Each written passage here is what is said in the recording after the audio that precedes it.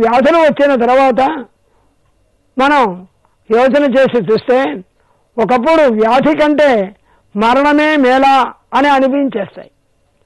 మరణము కంటే కూడా తీవ్రంగా బాధించేది వ్యాధి.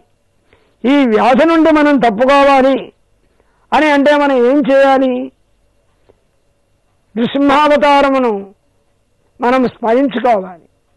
నృసింహావతారాన్ని గురించి చెబుతూ ఉగ్రం వీరం మహావిష్ణం జ్వలంతం సర్వతోముఖమును చెప్పి మృత్యోర్మృత్యుం నమామ్యహం, మృత్యుమృత్యుం నమామ్యహం, మృత్యువుకు కూడా మృత్యువైనటువంటి వాడు శ్రీ నృసింహస్వామి. మృత్యువులకే మృత్యుదేవతకే భయమట. అటువంటి నృసింహస్వామి యొక్క దివ్య రూపాన్ని మన హృదయంలో ఉంచుకోవాలి. ఆయన యొక్క నామమును సంకీర్తనం చేయాలి. ఆయనకి దివ్య నామమే మన యొక్క పాపాలని అన్నిటిని కూడా నశింపచేస్తాయి. భగవన్ నామం విషమ లాంటిదేని అంటారు తిరుమంగి ఆళ్వార్ అనేవారు. భగవన్ నామం ఎలా పెరిగి తిరుమల అనే దివ్య ప్రబంధంలో చెబుతూ ఈ నారాయణ నామం ఒక విషం లాంటిది. భగవన్నామం విషయం ఎందుకు అవుతుందండి?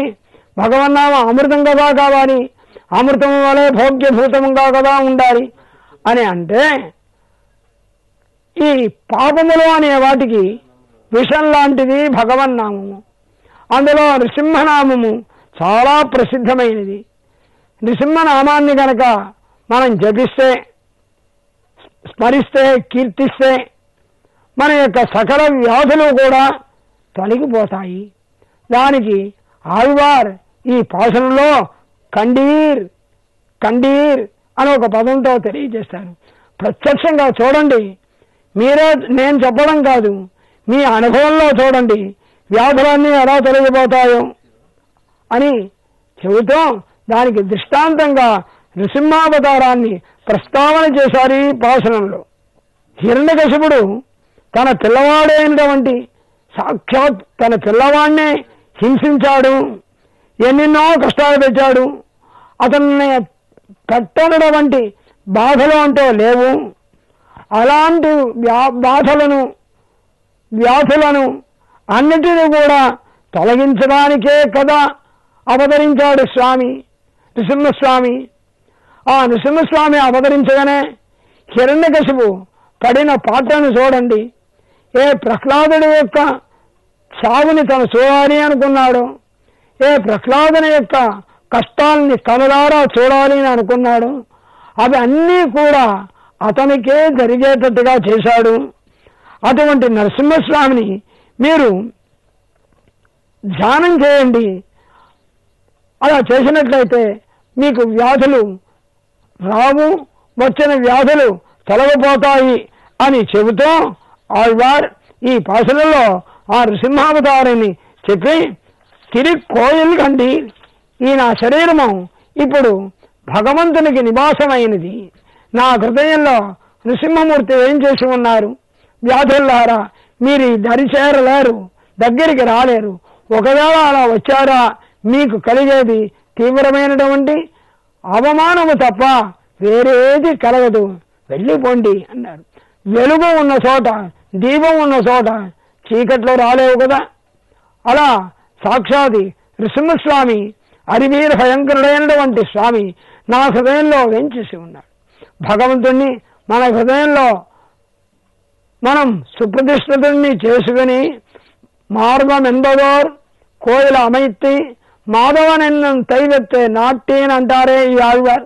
అదే మాదిరిగా మన హృదయంలో భగవంతుణ్ణి సుప్రతిష్ఠితుణ్ణి చేయాలి. ఆయన ఎందుకు మన హృదయంలో ఉంటున్నాడు అంటే మనకి ఎప్పుడు పిలిస్తే అప్పుడు దాని ప్రత్యక్షమై మన యొక్క కష్టములను బాపి మన శరీరాన్ని వ్యాధుల నుండి ఇతర బాధల నుండి తొలగించడానికే కదా. కనుక ఈ శరీరము ఈ హృదయము ఆయనకి వాసమై ఉండవలే అని ఆళ్వార్ తమ ఈ పాసనంలో ఆ నరసింహస్వామి నా హృదయంలో ఉన్నాడు అని చెబుతున్నారు. పెరియాళ్వారికి విష్ణు చిత్తులోని ఒక దివ్యనామం. ఎవని చిత్తమనందు విష్ణువు కలడో ఆయన విష్ణు చిత్తుడు.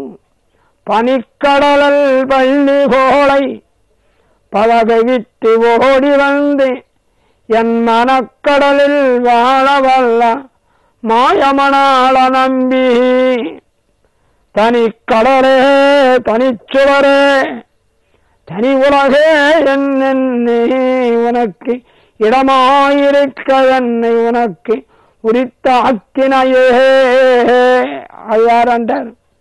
పెరియాళ్వారు యొక్క హృదయాన్ని చూచారట, చల్లని హృదయాన్ని చూచారట. భగవంతునికి పాల కడలలో కూడా వాసము నచ్చలేదు. ఆళ్వారు యొక్క హృదయంలోనికి రావాలే అని అనిపించింది. ఎవరు తనను సదా స్మరిస్తారో, ప్రీతితో స్మరిస్తారో, ప్రేమతో ఆయన్ని పిలుస్తారో వారి హృదయములలో ఉండాలి అని భగవంతునికి ఒక ఆశ. అందుకనే క్షీరాబ్దిని వీడి పరిగెత్తుకొని వచ్చేసాడట. ఓడి వంది ఎన్ మనక్కడలు వాడవల్ల అన్నారు. ఎందుకని మరలా ఎవరైనా ఈ హృదయంలో చేరుతారో ఏమో, స్థానం లేకపోతుంది అని క్షీరాబ్దిలో ఉన్న స్వామి వ్యూహనాథుడు ఇక్కడికి వచ్చారు. ఆ వచ్చి ఏ రూపంలో ఇక్కడ ఏం చేసి ఉన్నాడు అంటే నరసింహ రూపంలో ఉన్నాడు అని అంటున్నారు ఆళ్వారు. క్షీరాబ్దినాథుడిని కదా భాషణంలో చెప్పారు. ఈ భాషణంలో నృసింహావతారం అన్నారు. తిరుక్కొట్టియూరు దివ్యదేశంలో వేంచేసిన నరసింహస్వామి విషయంలో పెరియాళి వారికి అత్యంతమైన ఆదరం, భక్తి. తిరుక్కొట్టియూరు దివ్యదేశమే ఆళ్వారికి పరమ ప్రాప్యమైనటువంటి దివ్యదేశం. అందుకనే పెరియాళ్వార్ తమ దివ్య ప్రబంధ ఆరంభమే పెరియాళ్వార్ తిరుమలి అనే దివ్య ప్రబంధ ఆరంభమే వన్నమాడంగల్సు తిరుక్కొట్టియూర్ అని తిరుక్కొట్టియూరు దివ్యదేశాన్ని కీర్తిస్తారు. ఆ తిరుక్కొట్టియూరు దివ్యదేశంలో చేసినటువంటి నృసింహస్వామిని నిరంతరం ధ్యానం చేసుకుంటూ ఉంటారు ఆళ్వార్. అందుకనే వారిని ఏ వ్యాధులు అంటవుట అంటలేదుట. దానినే మనకి ఉపదేశం చేశారు. నైక్కుడెత్తే పత్తి ఎరుంబుగల్ పోల్ నోయిగాల్ అనే దశకంలో చేస్తూ మనకి కూడా ఉపదేశం చేశారు. మానవులారా, మీరు నృసింహస్వామిని విశ్వసించి ఉండండి. ఆయన నమ్మతగిన వాడు. అటువంటి స్వామిని మీరు గనక విశ్వాసపూర్వకంగా కీర్తిస్తే, స్మరిస్తే మీ యొక్క పాపాలని అన్నిటిని కూడా పోగొట్టి సంరక్షిస్తాడు అని ఆళ్వార్ ఈ పాసరంలో మనకి అద్భుతంగా తెలియజేస్తున్నారు. ఆళ్వార్ తిరువడిగళే శరణం.